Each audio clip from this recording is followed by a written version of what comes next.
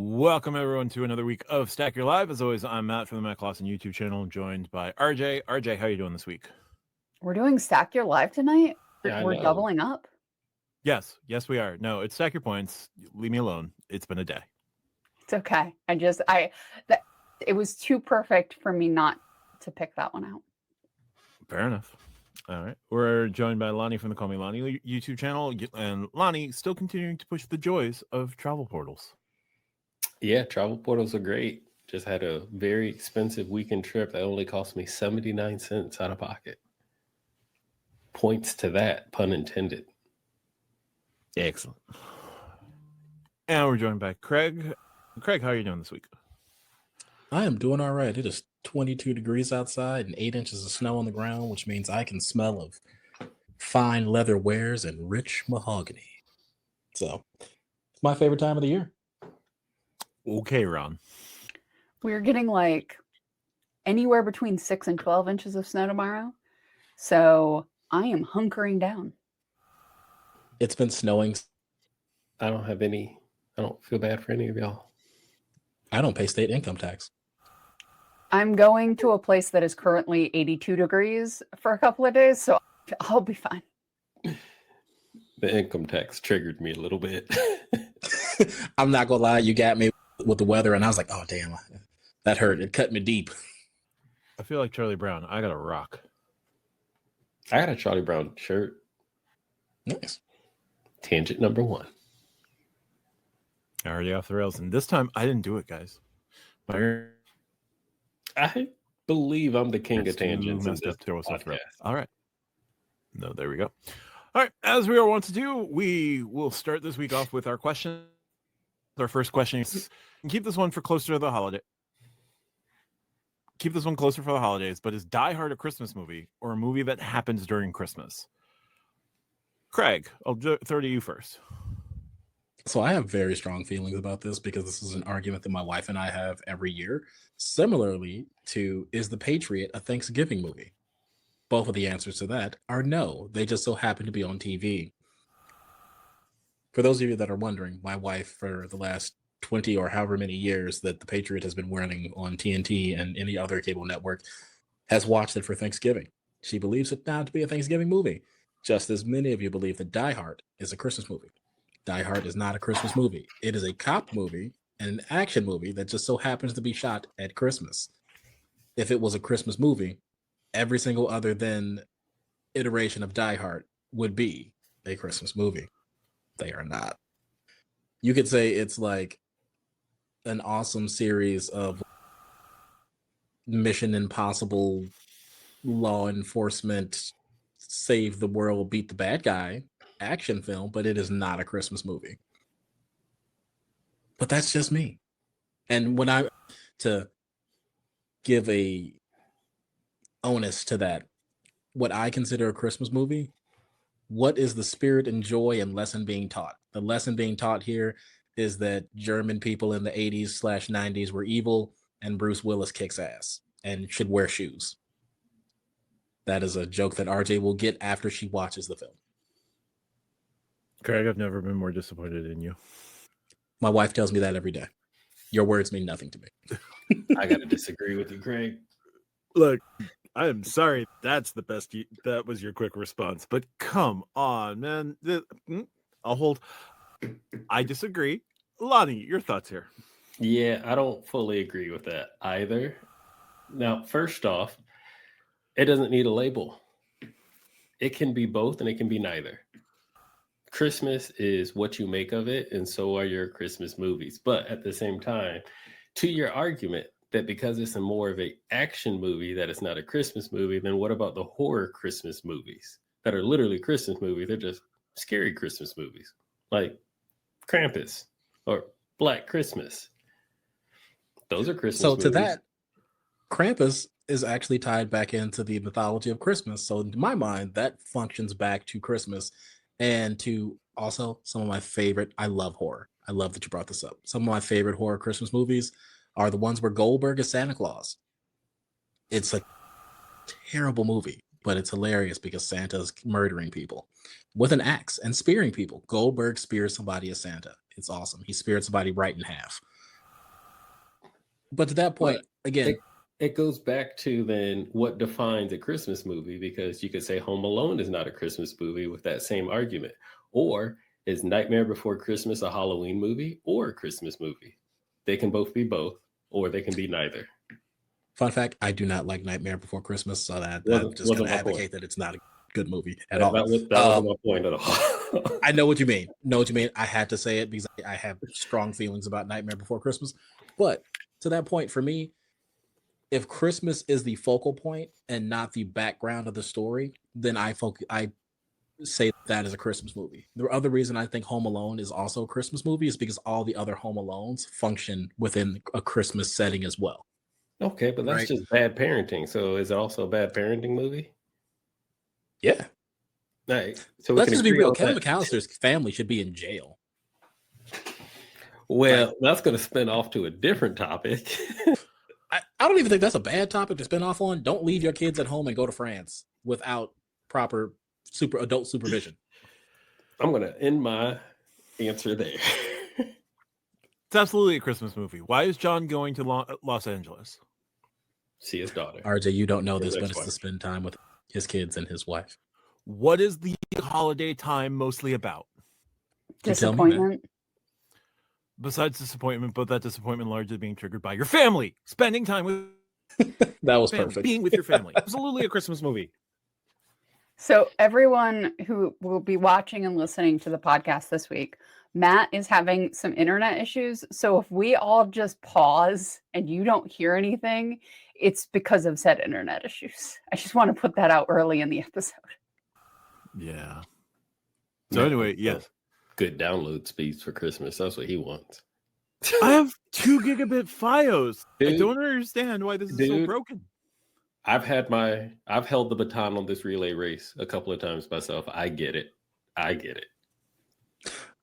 Also, would you believe me if I did the dissenting opinion on Die Hard just to piss Matt off because he's directly in the age group of loving Die Hard?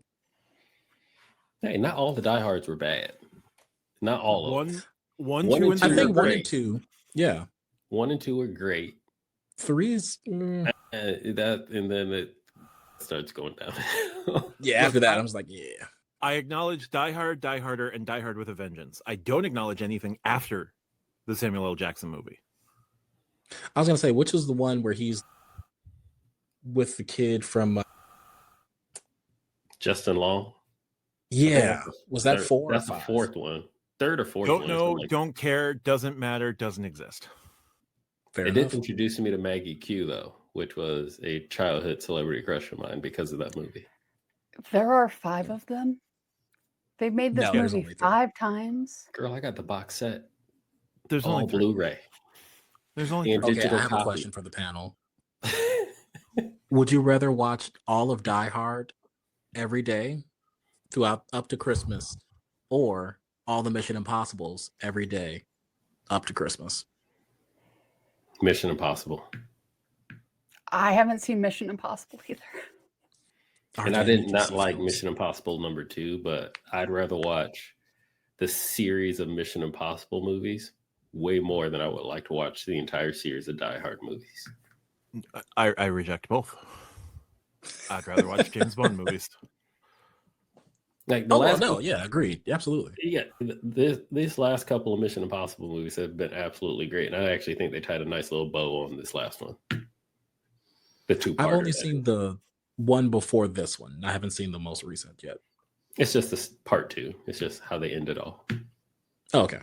But I think they did a very good job of literally tying every single Mission Impossible movie together, if you've seen them or not. But just putting the whole timeline over 20 something years. Man, I'm getting old. Together. Speaking of which, met Tom Cruise when I was like 19. Didn't know that he was tiny. I thought Tom Cruise was like 6'1" the entire time.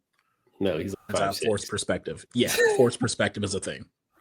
He wears very tall shoes and stands on things. Tiny Tom Cruise is one of my favorite Family Guy tropes. But yes, Die Hard's a Christmas movie. Gremlins is a Christmas movie. Die Harder is a Christmas movie. Gremlins 2, who cares? Moving on. Unless RJ, you want to weigh in on this for the movies you haven't seen. I have not seen them, so I am going to pull Lonnie and bow out. All right. Thanks, AP.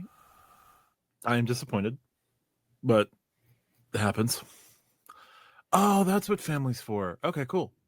Just ties all back together. Nobody can hear me. Anyway, our next question comes from That's Fast and the Furious. Completely different. Moving on. Oh, something is not helping my stomach. M2K asks, do you think fine dining is overrated? If not, why? Lonnie, I'll throw you on this one first.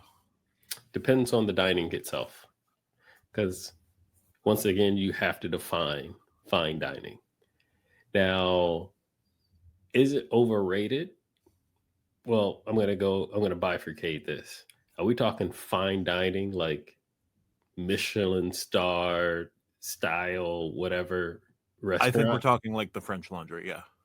Well, so no, because in that case, if we're judging it to go up to a French Laundry, at some point, it's not about the food, it's about the experience. And I think we can all agree on that we will pay extra for an experience because we do it for a flight, we'll do it for a hotel, we'll do it for a vacation. And so, no, in that regard, I don't find it overrated. Is it necessary? No. We can all eat. And granted, I'm not talking about the value menus here to eat from. We can all eat sustainable, semi-healthy, delicious, salt, pepper, garlic powder food. I am a meat person because I am from the Midwest. I am from Central Illinois, where we cook over charcoal. I like meat. I like red meats. So for me, traveling across the world and tasting Hanu and Wagyu before Wagyu became ridiculously over whatever it is today here in America. American Wagyu is not Wagyu. They just do American on it. Like, I'm talking about real Wagyu. Before the hype train came in on Wagyu is what I'm saying. That was fun. That's an experience. It's still food, but do I need a 6-ounce filet Wagyu that costs a ridiculously amount that I had to travel to Japan for? No, I don't. But I did. I'm going to do it again, actually. And so, no, in that regard, it's not overrated. Is it necessary? Not all the time. But I would not consider it overrated, depending on how you look at it. If you're just doing it to blow $1, then yeah, it's overrated. But if you're actually doing it for the actual experience, getting something that you can't get anywhere else, as I mentioned, true Wagyu from Japan, lobsters from Maine, king crab, never frozen, fresh out of the ocean this morning from Alaska. Trust me, that stuff has no comparison. It is not the same king crab and lobster you get from Costco. So then, no, it's not overrated. It's an experience. Thank you, Lonnie. RJ. So I think this highly depends on who you are as a person and somebody who has a relationship to food. I have a lot of things I don't like to eat. Like, I am not a fan of seafood.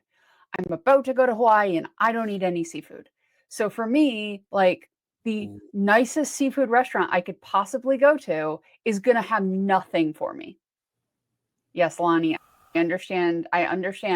I just didn't grow up eating seafood. My mom and I are the only two people in my family who don't like seafood. I can't eat seafood. Like, I can't.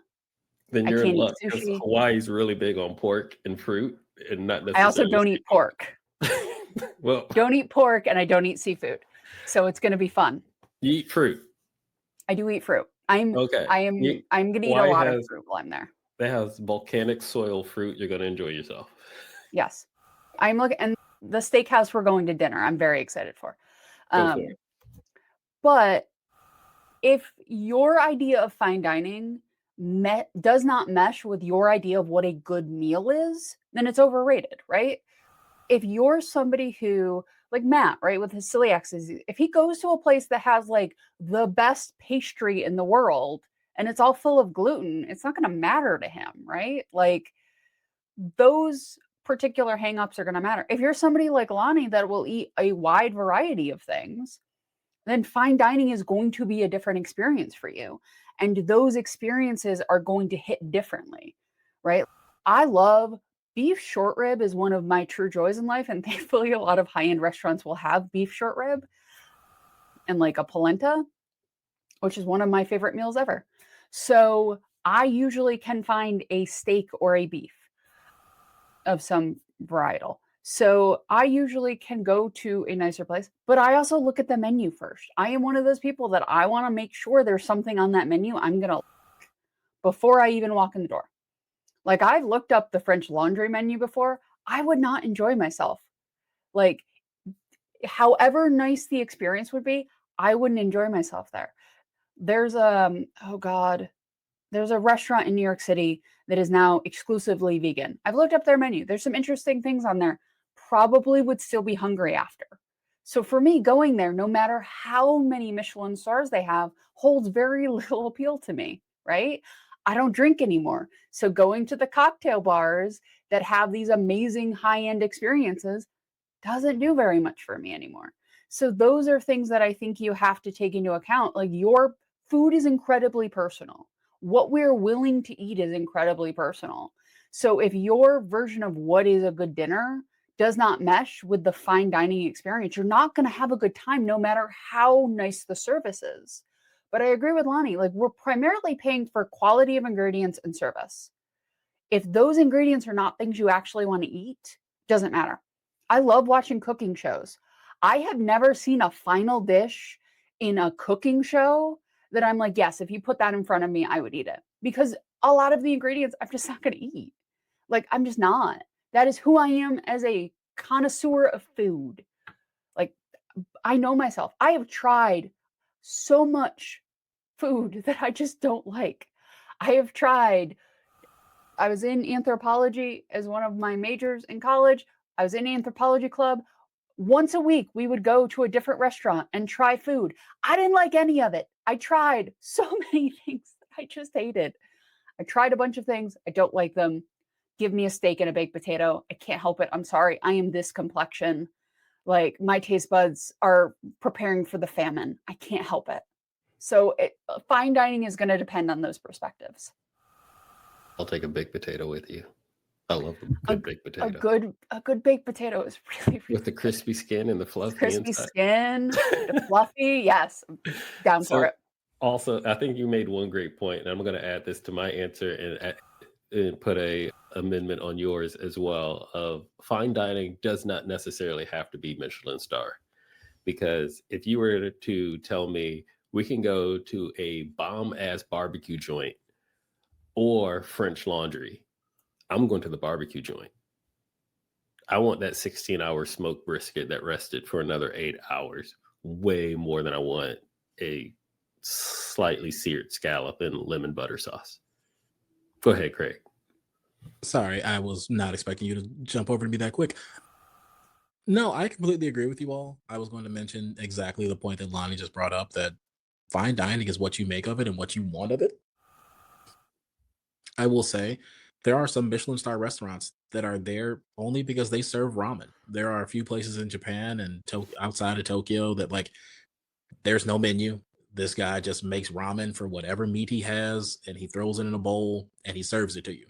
And you will eat it and you will pay and you will leave. He doesn't The talk to street you. vendors in Singapore that also have Yeah. Michelin stars. Exactly. Right. And don't get me wrong, there's some places I've been to that I really love and they're Michelin star restaurants. Right. And I would love to go back. To Lonnie's point earlier, I'm an experienced person, right? Like I want to experience things to go back and say, oh, this was wonderful because of X, Y, Z, and B. I don't particularly care about how much a meal costs if it means that we had a good experience and a good time. But that can also mean I went to Ed DeBevick's and somebody called me a jackass. And it was just a good time, right? If that's fine dining to you, that's fine dining. Fine, like your dining experience is what you value of it and what you are willing to pay. No, I don't think that there is an overrated feeling for that. Now, if you want to say, oh, only Michelin star restaurants are these restaurants where they only have tasting menus and you have to spend $700 for a dinner for two people. Yeah, especially if it's like not something that you want. I've said it multiple times. I've never missed a meal. You can see how big I am. If you give me 12 sessions of the essence of foam and lemon curd, I'm going to be pissed, right? I just am. But also, in the same token, if you give me some really dry brisket, I'm also going to be pissed. Now, will I be less pissed if the service that came with that lemon curd foam was like top notch and they made me feel special?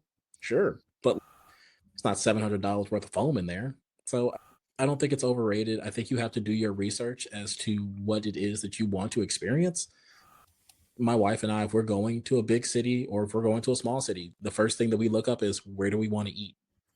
Yeah, right. And we will have at least one place every day that we go that we want to eat, whether it's fine dining or if it's just a local place, that's fine. And then we'll go from there, right? I do not think that the experience of food is overrated, especially when you bring people that you want to be with along with you, because you can have the greatest brisket in the world and it's awesome. But I will take the second best brisket in the world if it means that I can go and experience it with my wife or somebody that I love or a friend, because that makes the experience that much better, right? Like, now, do I still want to taste the world's best brisket? Absolutely. But I, as much grief as we give each other, I really, surprisingly, really love and like my wife. That is my bestie, right? And we are going to go and do stuff together. And I think that fine dining is made finer by the people that you bring along. And if it's not a partner, if it's just your friend, if it's your mom, your dad, your cousin, uncle, random hobo that had great conversation on the train, by all means, right? That is also not joking. I just met some dude on the SEPTA and we were chatting it up and we got to talking about Magic the Gathering. And I said, hey, do you want to go get some food from a food cart? And he's like, yeah, let's do it. Then, like, now we hang out sometimes and we play Magic. But yeah, just putting that out there. So, no, not overrated for me, not overblown. I think it is what you make of it. All right. Thank you, Craig. I'm not in the right tax bracket for exquisite, like that $700 a meal nonsense. Like, I am barely ever going to be able to afford the French Laundry. I look at stuff like that as like you are paying because of the name associated with it. You go to Thomas Keller's restaurant, you're paying because it's Thomas Keller's food. You go to Gordon Ramsay's restaurants and like you're paying because it's Gordon Ramsay's food. I don't know like the price difference between the French Laundry and say a Jose Andres restaurant, but like a Jose Andres restaurant is still going to be more expensive than like a place that a local place that does really good paella. You're still for the name. I do find satires on fine dining is the menu movie, but do I think it's overrated? I couldn't even begin to tell you because that level of prefix X number of course meals with your lemon seafoam and the sommelier coming every course to make sure that you have the exact right wine or champagne pairing with everything, or well, this course would typically be served with this champagne, but we're out of this champagne, unfortunately. I have to fire someone and therefore we have to use this garbage quality prosecco and we greatly apologize. Cool, you're telling me all of this, why? So do I think it's overrated? I've never experienced it and I don't know that I'm ever going to experience it. So a lot of those restaurants are not going to be like high on my list of places to go. Now, to that end, like really well-rated restaurants that are accessible, like Franklin Barbecue in Austin, like the story with Franklin is you got to be there first thing in the morning. If you're not there and online before 5 a.m., good luck potentially getting some of that brisket or getting whatever you're going to get it, whatever you're going to get there. Now, then there's folks who are in the Austin area or who will go to Austin a lot or whatever who will tell you, well, yes, Franklin's is really good. But you're just paying for the experience of Franklin's. If you still want like really good quality barbecue, go to I think Terry Black's is the next one that folks will like. Is that the next one that folks will talk about, where it's like just as good without having to stand in line at 5 o'clock in the morning. Yeah, fine dining. Yeah, high end self-service, full service dining. I don't know. You can go to good restaurants that have great service, and you're not paying for the name attached to it. 9 out of 10 times, you're going to end up paying for the name, whether it's the name of the restaurant or the name of the chef associated with the restaurant. Like Jose Andres' restaurants are going to cost more than Debbie down the street. Aaron Franklin's restaurants are going to cost more than your buddy Chuck, who just happens to be. This is the magic of internet, everyone. This is part of it. So we're rolling with it. We're rolling. We'll see when Matt comes back. We'll give him a few seconds. I did turn on the individual sounds. I don't know if I'll be able to use it, but I did turn it on. So we have that. Right on. Lonnie is muted. Let's just take it for what it is. Let's continue until Matt comes back. Yep, he'll be back in a minute. Let's count it down.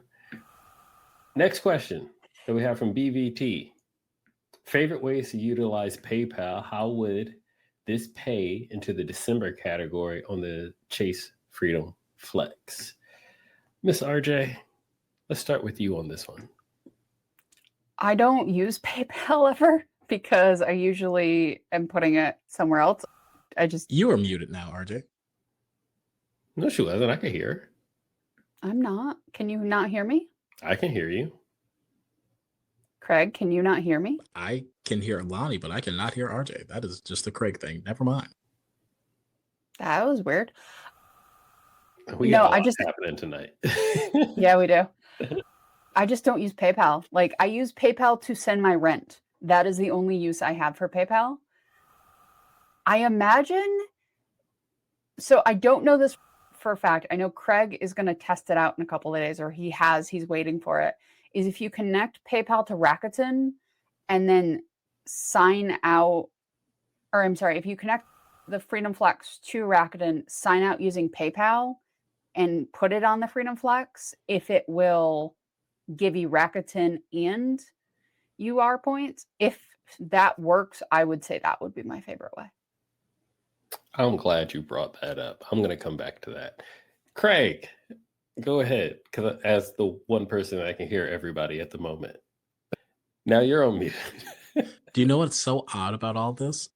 When I put it on my AirPods, I can hear one of the two of you, cannot hear both of you. But when I'm on my pure laptop speakers, both of you come through just fine. So we are now just on our nice MacBook laptop speakers going forward. Okay. Also, is it my turn? I could not It is, hear. yes. Yay, we love this.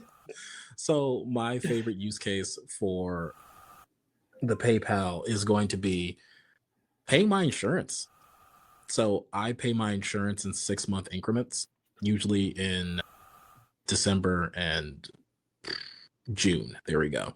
So I was hoping that the Freedom Flex would have PayPal again in Q4 because this is when they always do it. And unfortunately, it was the last month, so we came down to the wire here. But I just paid out my car insurance for the 6 months. So that is my favorite use case there. I have a few Freedom Flexes, so I was able to call in and have them break up my car payments by the car, even though it's still charged as one overall policy. So paid one out for one Freedom Flex, another with the other, and then we've still probably got about $700 left on the second one to pay through. So I'm thinking that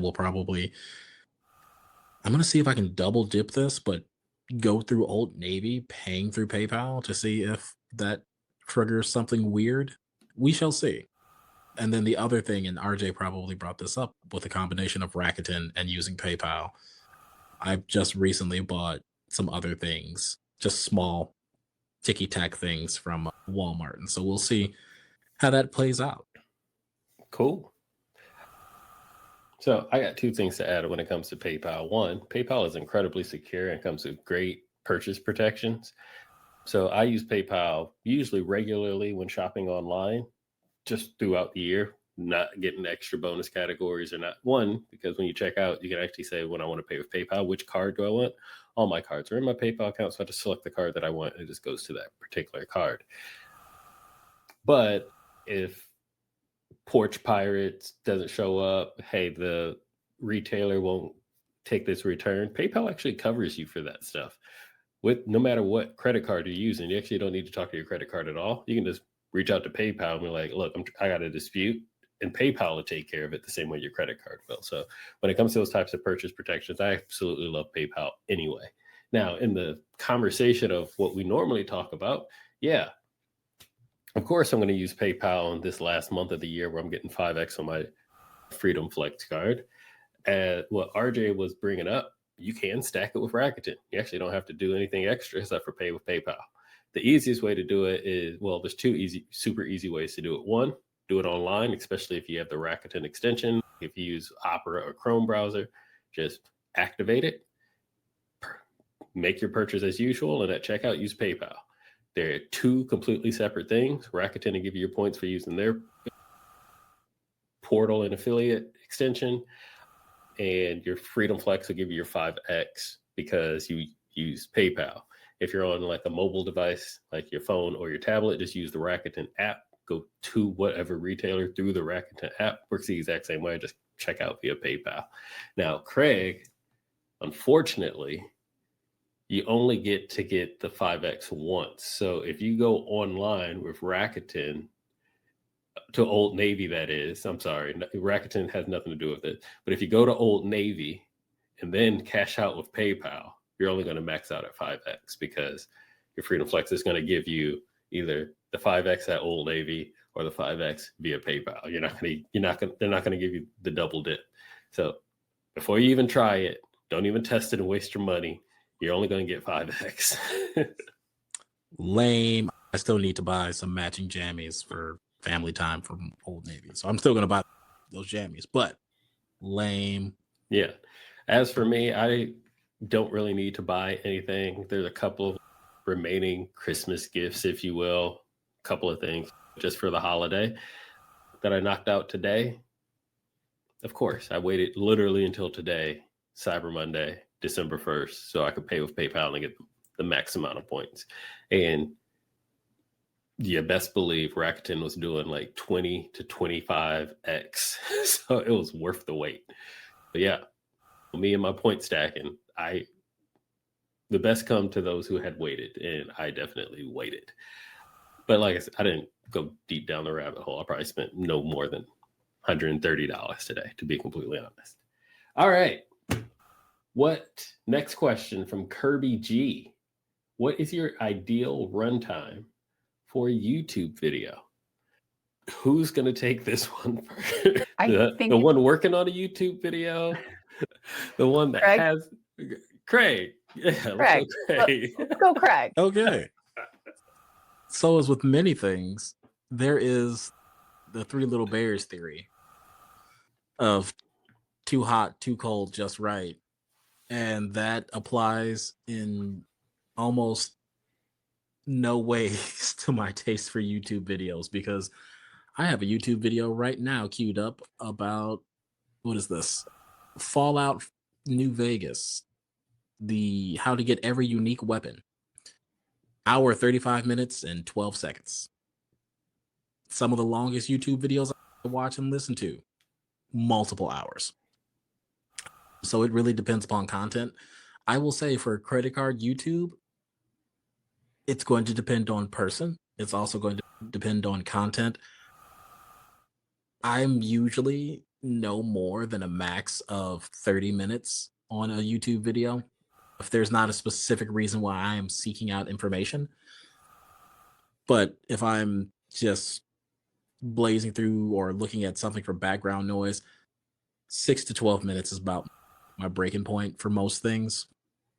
And now there are some, again, niche cases where I'm like, oh, I am subscribed to this person's members only, right? Or I know that this particular channel has long form content, then sure. But as far as average YouTube video, and I'll let you all into a little bit of secret, Craig's first YouTube video is going to be 10 minutes or less, or that is at least what I'm aiming for. So we will see how that functions. I just figured out how to do Final Cut Pro, so that's fun. But yeah, I think for me, it depends upon what content I'm consuming, why I'm consuming it, and who is delivering the content. Because there are some YouTubers that I'm absolutely certain have fantastic ideas to share and to portray information. Couldn't get past your voice, gave you 30 seconds, it was too long. And then there are other people that I'm like, wow, you have really said absolutely nothing, but I enjoy your editing, or you are funny and slightly entertaining, and I will give you 3 hours of my life. So, hey. So for me, it is highly dependent upon creator and content. Also, if Thanks, you bro. have not subscribed to Lonnie yet, please do so. And then join the members channel. He'll give you a shout out of the year, which I was a little confused about how long a year was. That's neither here nor there. I got my shout out. It's fine. RJ?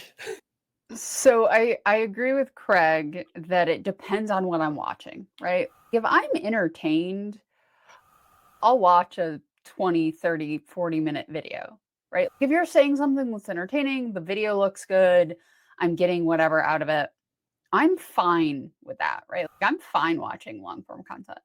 If I want short form content, I'm not going to YouTube, right? Like I get it differently, right? Different platforms for different sorts of videos.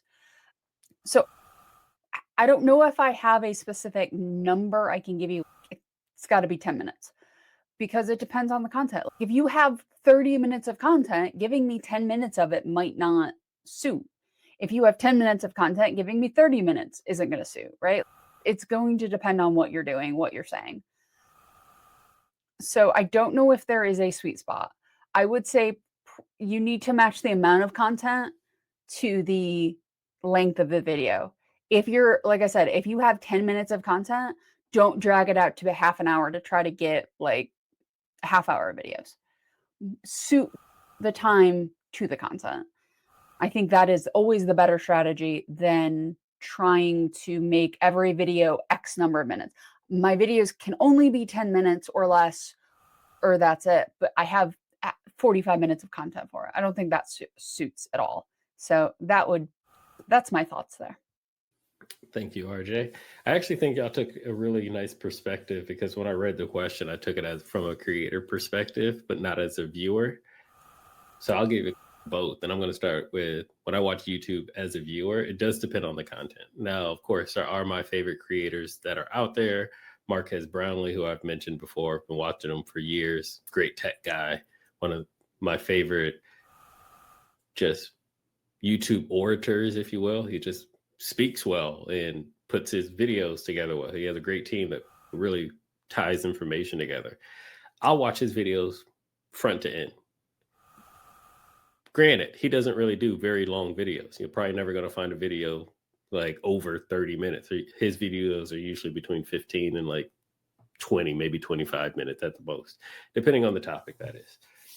When I'm listening to like informational style videos, more recently, I really got into not necessarily true crimes, but because I'm into tech, like cyber hack of MGM Grand a couple of years ago, like how all that went down. There's a recent one of the art heist at the Louvre. These videos, of course, as they break down minute by minute how everything happened, are very long. And of course, I'm going to sit and watch those. Going into gaming, I'm not a huge gamer, but when I watch a walkthrough of here's the first mission of Call of Duty or Assassin's Creed or whatever new game just came out, Grand Theft Auto, when that one drops, those videos are going to be like an hour long as those creators cut them up as they play along the game. Yeah, I'm going to watch the whole thing because I probably want to watch the game. And I don't feel like, not necessarily not buying it. I got a PlayStation. I just don't feel like playing it. So I'll just watch them play it. And I can sit here and do my work and watch on a separate screen on one of these multi-screens in my office. So yeah, those are those types of things. When it comes down to the community that we're into, credit card, yeah, if that sucker's over 15, 20 minutes, I'm probably not going to make it. I'm honestly not. I'm not going to make it. And that's not to say anything towards the creator. It's the only way I'm going to make it that long is if it's about a topic or a situation that I've never heard of before. For example, card raise their annual fee or nerf some benefit, and then 85 creators make that video. One, I'm probably only going to listen to 3 of those creators in the first place because I know all the information is going to be the same. So I just can't sit through it. But if it's something I never heard of before, then yeah, I'm more interested, I'm more inclined for that video, and I can go a little bit longer if it's over 10 minutes or 15 minutes or anything of that nature.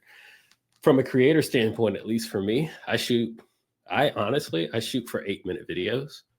I literally try to write it for 8 minutes to have 8 minutes of video time. Now, of course, when I'm writing it, recording it, I don't know how long it's going to be. So it usually ends up being like somewhere between 10 and 12 minutes, which is, I would say, pretty good after editing and making adjustments and things like that.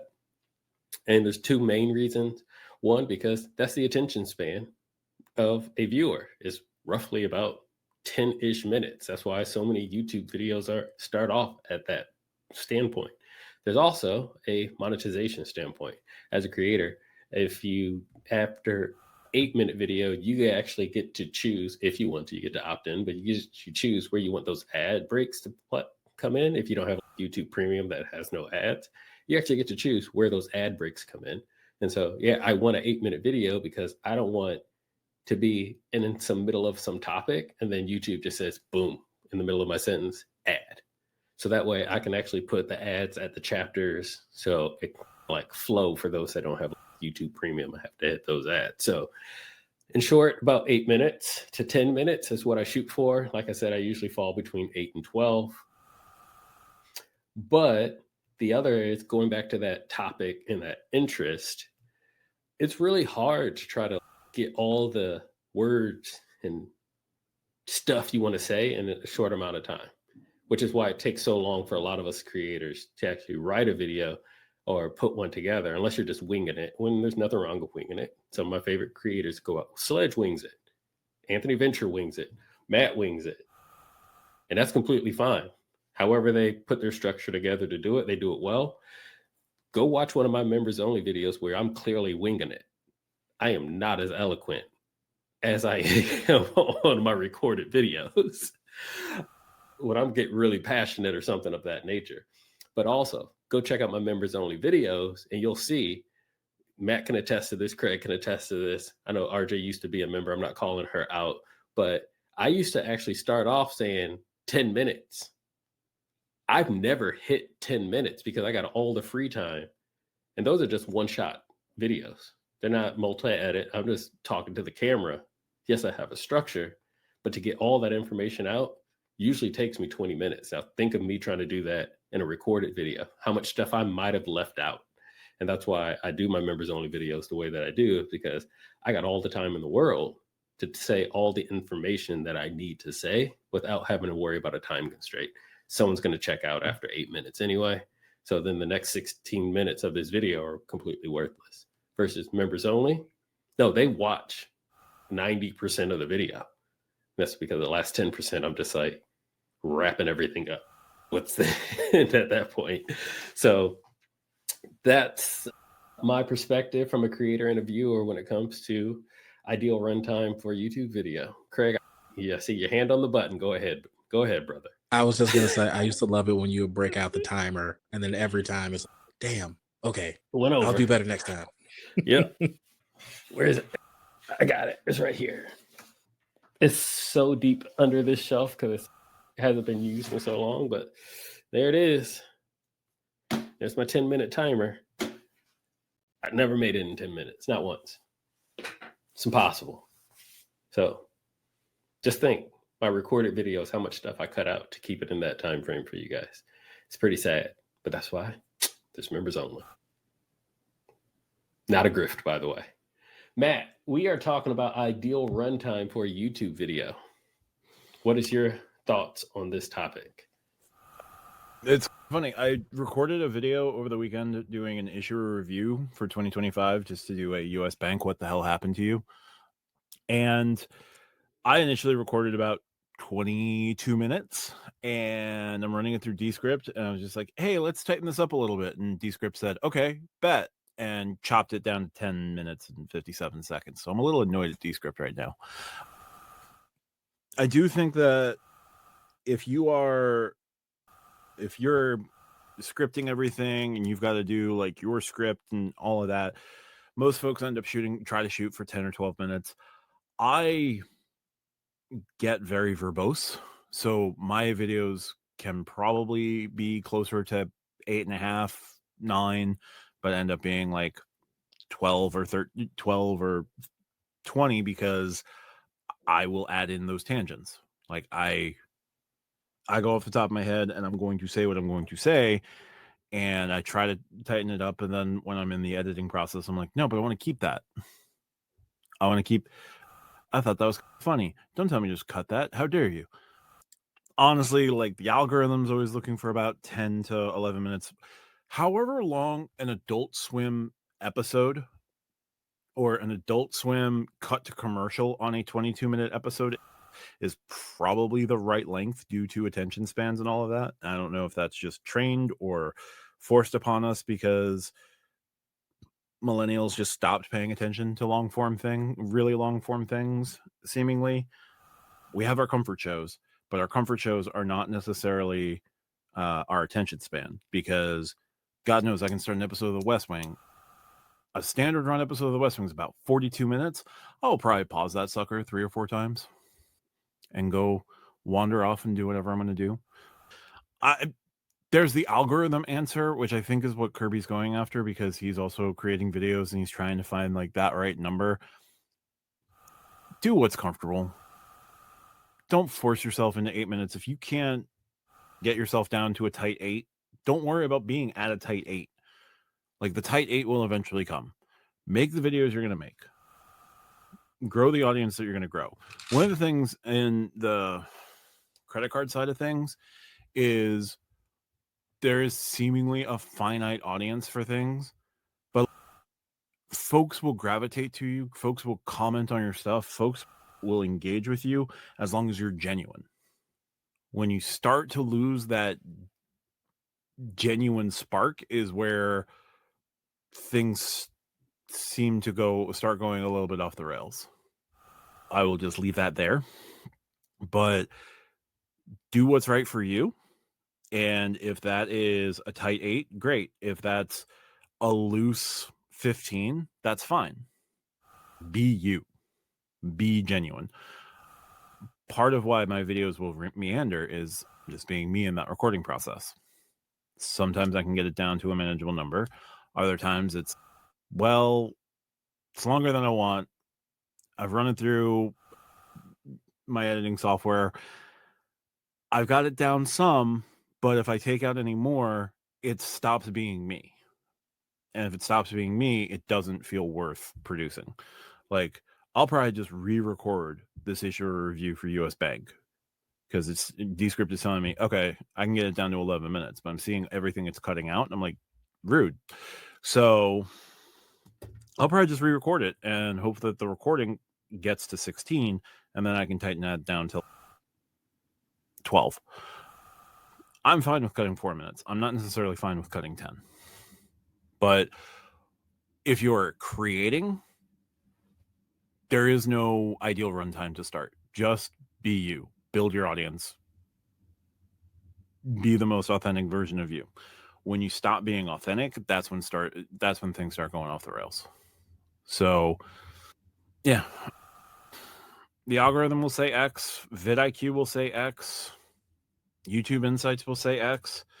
As long as you're willing to follow those things, cool. If you can't follow those things and Y is all you can do, just do Y. And if you stop being happy with it, take a break.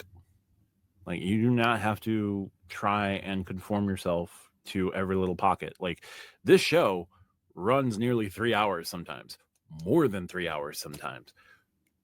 We break it down into 2 parts because there's a very clear delineation of where we can break a show up, but there's no like real time limit that we give to questions versus topics. We just let it roll. Some shows are a little bit tighter. Other shows, we're on tangent team, but we just flow with it. Does that hurt our overall audience? I don't know, maybe, but I think there's other things at play right now in the algorithm that are not helping the community as a whole. But I don't know. For me, I do a runtime. For you as the creator, whatever you want to make. For me, the viewer, also depends on what I'm watching. I don't know. Like, I've tried to do tidbits in 10 minutes. I can't do tidbits in 10 minutes. I've tried. It don't work. That's why I've switched to doing like tidbits live, where I start the live with 15 minutes of tidbits. I can at least get it to 15 there. And then I just like meander for 45 to an hour. So, yeah. If you're asking as a creator, don't worry about it. If you're asking as a viewer, I don't know. Depends. All right. I seem to actually have a solid connection now, which we'll see what happens. Hey, Matt, welcome back. Hi. I hate the internet today. Lonnie was a very admirable host in your absence. Thank you, Lonnie. I didn't talk about you not a single time. Now I know that's a bullface lie. Go ahead and watch it back. All right. That's fair. All right. So the fact that he didn't think I'm instantly telling the truth is slightly offensive. Lonnie, I'm messing with you. We know each other how well? Anyway. Yeah, let's keep it flowing with our last question. It comes from Diamond Rice, who asks, is Chase nerfing their ultimate reward points or getting more dynamic with certain co-brands of theirs? Chase is currently doing a 15 to 25% transfer bonus due to quantity of ultimate reward points transferred. Points boosts or transfers?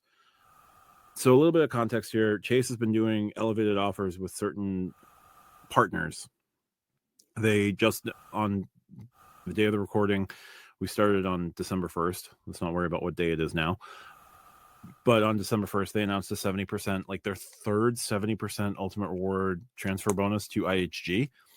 I think they're laying the groundwork for making IHG 1 to 2, which would be better in terms of like how you can use your points. But they are doing more elevated offers lately. Do we think they're getting dynamic, or are they changing their point system? Lonnie, I'll throw it back to you first. Can't really answer on the first part. Are they getting more dynamic? I think they're trying things out, I will say. And there's nothing wrong with that. It is a season for one. That's the first part. So this might not be an official change. It just might be a seasonal one.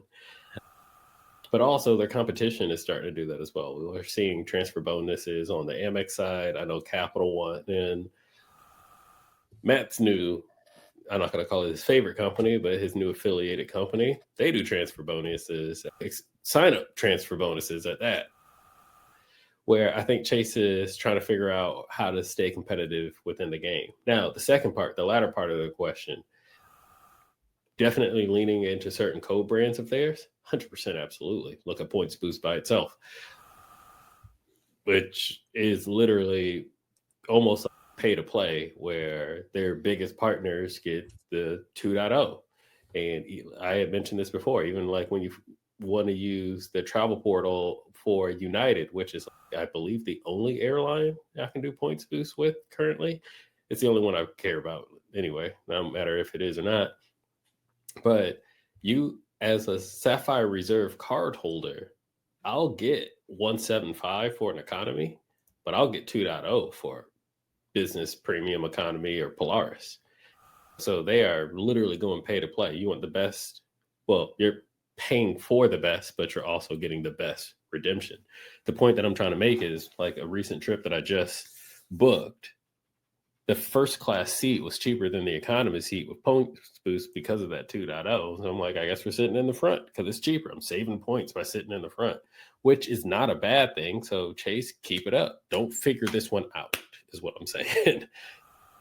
Keep the more expensive seats cheaper than the back of the bus seats. I won't ever complain about that. Matter of fact, don't watch this video. No one nerf this. But I've said that before I said that before the change even started. I'm like, when it comes to that points boost, when they say that famous marketing line, up to X. You can get up to 2.0. I'm like, Matt, you and I remember it. I was like, oh, this is going to be for their primary partners. It's going to be Marriott, IHG, United. And guess who gets 2.0 in the Trace Travel Portal? Marriott, IHG, United. There you go. Hyatt.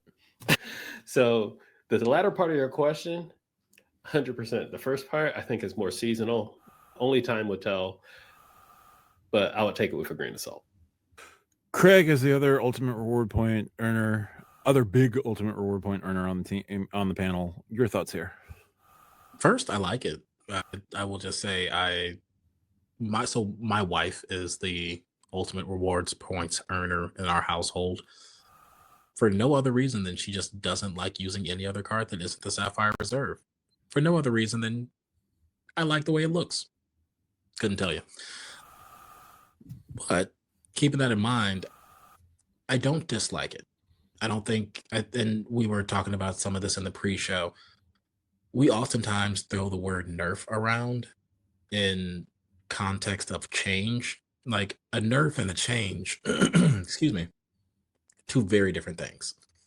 Amex adding lifetime language where if I got the platinum card and not the gold or green beforehand, that's a nerf to the MR earning system, right? RJ shouldn't be punished for getting a Delta Reserve and now she can't get a Delta Gold or a Delta Platinum. Chase saying, hey, the more points you transfer, the bigger transfer bonus you will get isn't a nerf. It's just a change, right? We want you to spend more money. You want a better transfer bonus, earn more points, right? Could we say, well, typically I just get 20%? Well, yeah. Or you can transfer 50,000 points and we'll give you 30%. Or you can transfer 25,000 points and we'll give you 15%. It's a numbers game. And if we're really thinking about like the opportunity of booking things outside of, and Matt brought this up again in the pre-show, but Lufthansa's 88 point across the pond travel, or extremely rare cases where you have a couple of hundred points or something that's 5,000 points or less for a trip. There aren't many opportunities where you're going to be doing a transfer of less than 20, 30,000 points to any one particular ecosystem. I think Chase has made some changes to their ultimate reward system as a whole that I would consider nerfs. But this one particular change, I don't think is necessarily negative. I think that it does negatively affect people that do not have a lot of points to transfer or transfer at that time. But as a whole, I don't see this as a negative. To Lonnie's point, I think that's just them doing something different. I think if we are going to continue seeing these type of changes, the 524 rule doesn't necessarily make sense, especially if we're already talking about lifetime language. But yeah, that's for a totally different conversation. So yeah, no, I don't find this to be a nerf. I find it to just be an organizational business change. Maybe some A/B testing to see, hey, will you transfer more points if we give you a bigger bonus? Because I'll tell you right now, if Chase said, hey, I'll give you 100% IHG bonus if you transfer 100,000 UR mile points, I'd take that. I'd take 2-to-1 IHG to UR, and somebody's going to say, but think about the Hyatt. And to that, I'll say, I have not stayed at a Hyatt in a year. Just don't do it. And there's nothing wrong with Hyatts. I think Hyatts are wonderful hotels and they have the best loyalty payout for their clients, but just don't stay at them. I have 4 IHGs booked for the next 2 weeks because we're taking a road trip, and somehow they were $88 a night, which was fantastic. And I was like, wow, like it was 20,000 IHG points for the room or $88. And I said, okay, let me check to see if this is in a place that I have a high propensity of getting shanked or bed bugs. And they had 4.5 star ratings for each one. And I was like, wow, okay, check you out. Let me go ahead and flex this IHG platinum status I just got from the CSR. The $80 Hilton Staybridge Suites on the side of the interstate. You are definitely home sweet home in the Midwest on that one. Oh yeah, It's how $79 did you know? year round. It's $79 How did you know it was year Homewood round Suites with free parking and breakfast? and an indoor heated pool, which is 80% jacuzzi. Let me tell you, I told my in-laws, and she said, "Oh, we'll get swim diapers for the baby," and I said, "Yep, absolutely." It's going to be December, and it is December in Nashville. Nobody wants to swim right now. It's still far enough north for that to be cold. Look, for all y'all viewers that aren't from like Indiana, Illinois, anywhere around I-80, I-55, I-74, y'all have no idea what Craig and I are talking about right None. now. It is never too cold to swim, just so you all know. If it's an indoor pool, it's fine. I was in Vermont a couple of weeks ago. It was snowing out and people were in the pool, not the hot tub, the pool. Hell yeah, brother. Oh, But yeah. I'll just say this with hotels in general: if it's less than $200, just pay cash. Doesn't matter what brand it is. Like, just pay cash. Stack it like there's no tomorrow, but pay cash. You're fine. You will be fine, especially if you have that quarterly credit on the Hilton Surpass. forgot to tell you, 15 points on Rakuten along with the IHG that I booked today for both rooms. Yeah, feeling pretty good about that with the 4X Sapphire. Yeah, boom, boom. I'm just out on Rakuten. Anyway, RJ, your thoughts here. What's a UR point? Do I care? No. Feeling that could be the answer. Do I think they're nerfing their system? No, for every reason Craig just said, because it's not a nerf, it's a change, and those are not interchangeable words. Do I think that they're becoming more dynamic with their co-brands? Yes. Do I think that's a problem? Not really. I don't know what to tell you. Things aren't staying the same. Chase is making a lot of changes because the CSR went very badly. That's what I got. Yeah, Chase is definitely implementing some changes. I don't know what to read into them yet until we see the end result of it. The CSR the Sapphire Reserve refresh did not help give people any sort of like warm fuzzy about this. So they already have a negative perception about what these Chase changes are going to be. Communication from Chase has been light, to say the least. And so like people are just guessing and grasping at straws, which is great for me in terms of like speculation station content. I can put stuff out there. But if you look at the comments that are going to come from that, it's just going to be like a lot of Chase hatred, and not hatred, but like, why are they doing this? Screw this. I'm just going to go to Amex. Or now that the city has finally landed the plane after 38 years of will they, won't they with American Airlines, folks have another viable alternative to move their spend over to City because American Airlines. And to a much lesser extent, but like the more it gets talked about and the more it's, oh, you could actually do very well with I Prefer. They're going to get I Prefer starting to get mentioned as well. Or if not I Prefer, then Choice, and then using your Choice points to book I Prefer. Although you get 1 to 2 with Choice and 1 to 4 with I Prefer. So whatever. I think right now folks are actually realizing that there's good alternatives to Chase, and Chase hasn't had to reckon with there being good alternatives to Chase, because for the longest time it was ultimate reward points and membership reward points, and they were just different enough that you could drive value from having both and playing in both ecosystems. Now Chase wants to dedicate more of your spend to ultimate rewards. Chase wants to get you locked into their ecosystem. Chase wants less of handing out $900 to the same person every 3 months because that person just happens to know that they can get an ink whenever they want, and they want to start expanding the pool in which they want to tear down the wall in terms of who gets in the pool, because the same person getting in the pool 6 or 7 times,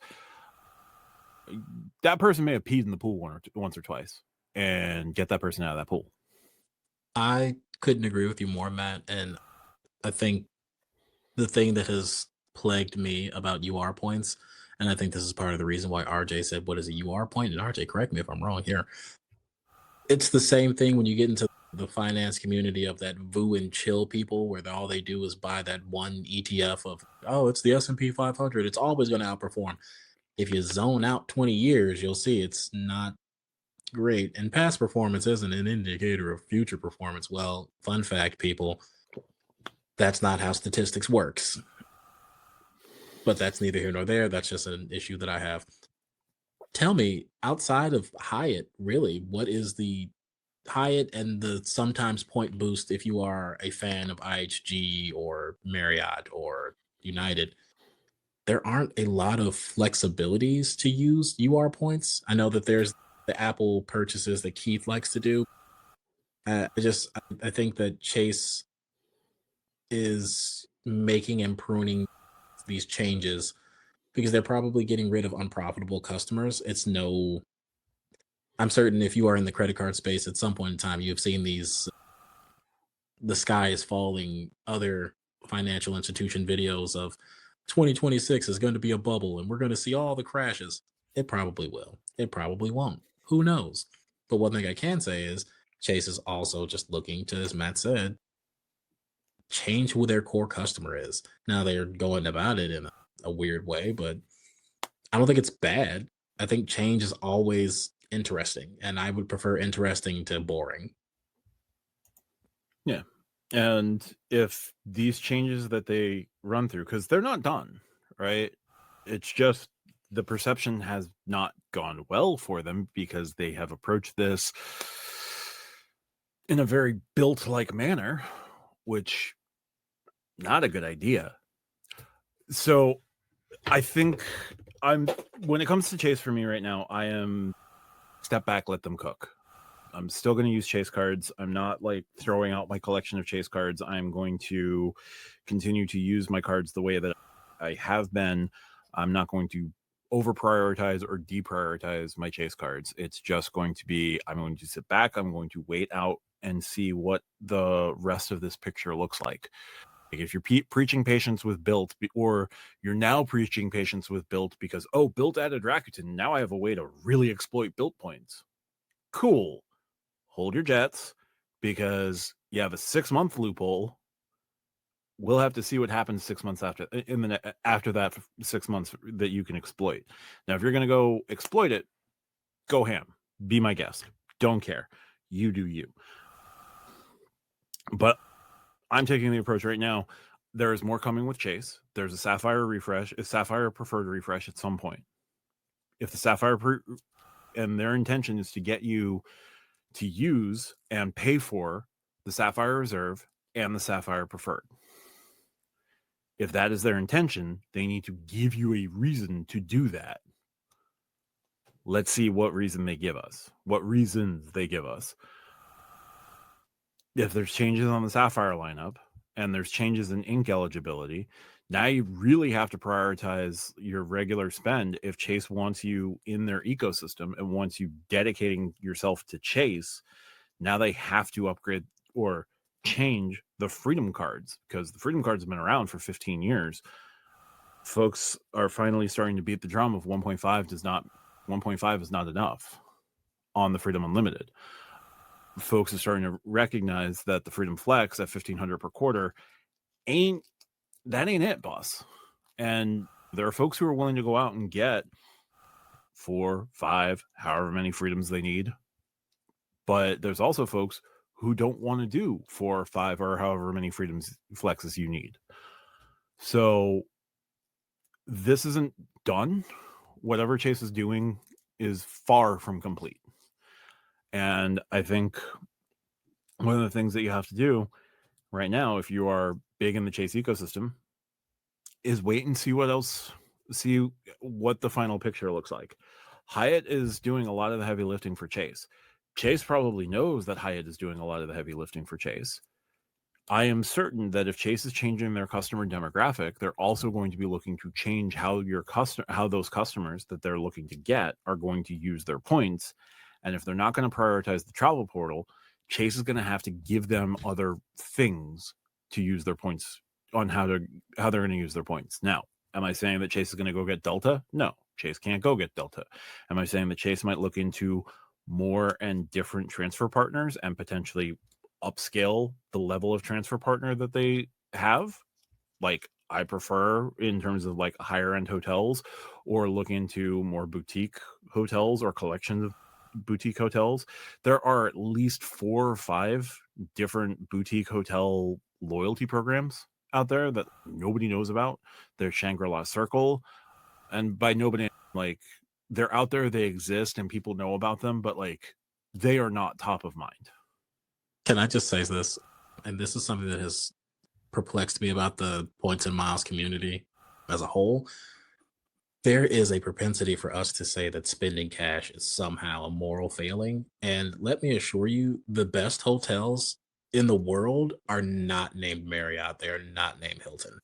And Yeah. to Matt's point, a lot of them you have probably never heard of, or they are in programs that you don't have points in and you can't spend points.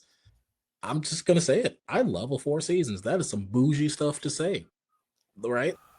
But there's a reason that, like, what is the, oh God, I can't think of the HBO show, but White Lotus. yeah, White Lotus. There's a reason White Lotus films on location, and it's not just because it's they're beautiful. It's because I want to sit there for 6 months and be pampered on HBO and Warner Brothers dime. But also, let me assure you, you will very rarely, like, there are ways to use points for a Four Seasons, but it is mostly you cashing out at 1 cent per point, or taking a ton of United miles or Delta miles or AA miles and using it in their portal. Right? There is no awe-inspiring 30 cent per point way to utilize that. And I'm going to say this, I don't think most of the people in points and miles community for us, and this is not a shot, this is not anything bad or anything wrong, I don't think that we're truly luxury travelers the way that we like to say that we are. I think that we are value travelers that like to masquerade with luxury, because I'll be honest, I don't have the money to go to a Four Seasons every year. Just don't. Nope. I don't have $10,000 a night or $2,000 a night to give whoever owns that hotel, but I have $500 a night and some points for a Hyatt, and that's okay. But I think sometimes the discourse about spending cash just gets so murky and unnecessarily icky for our community. Yeah. The best way to book Omni Select hotels is probably through Point Boost in the travel portal, especially if it's in the edit, right? You get a guaranteed 2 cents per point that way. Omni Select, the way that they do free nights is you have to earn 100 credits with Omni. You get 5 credits a night that you book, and you can earn an additional credit per $100 spent at the property after your room. So the room will get you 5 credits. Everything you spend $100 on after the room gets you an additional credit, and you need 100 credits to get a free night. And that free night is usually valued on the lowest end around $350 a night. So like, Omni has a program. The Four Seasons doesn't need a program. They're good. They've got their clientele. They know who their clientele is. They know how to treat their clientele. They know that they don't need to extend loyalty benefits to grow that clientele. They don't want to grow that clientele. They like where they are. Friends of Mondarian, they have, and Mondarian Orient, they have their set of points and miles, but who here has booked Friends of Mondarian, a Mondarian Orient hotel with their points? Can't really do it. It's not easy. You can't really transfer over to Friends of Mondarian. Shangri-La Circle, which I brought up before, is a direct transfer partner with Alaska Atmos with the new Summit card. You have to convert 8 Atmos miles to 1 Shangri-La point. There are hotel brands that we don't pay attention to that are very expensive, and if the changes that Chase is implementing is going to open up the possibility for them to start making those accessible to their higher end clients, that's the way that they start being competitive against American Express. That is the way that they can start combating membership rewards, because membership rewards have this certain aura to them. Like, you can travel all these great places. That's what Chase is going to be going after, potentially. So, I don't know. But they're not nerfing they are getting more dynamic with certain co-brands, and they are going to be prioritizing the Uniteds and the IHGs of the world to make things easier and to get you ensnared into the web of spending with Chase. But they want you in their ecosystem. And they're going to do what they're going to do to keep you in their ecosystem, which means limiting you to 1 or 2 cards, if that means limiting you to 1 or 2 cards. So, yeah. Anyway, I think we're good there. Any final thoughts on that one? All right. Thanks, Diamond Race. All right. Any final thoughts? All right. Well, with that, we like to highlight our Diamond members, which conveniently is the one thing I didn't put into my little scripty here. So one moment as we vamp. But our Diamond members, as always, are Rupert Pond, Brendan Hirsch, Ragrix Hunter, Mitch 528, AP, Keith, and Double Animal Fries. You can join the membership at stackyourpoints.com. We highlight new members every week and our Diamond members every week. So if you'd like to have your name mentioned at the end of the show, stackyourpoints.com. You can join the membership there. Thanks so much for watching. We'll talk to you guys later. Bye for now.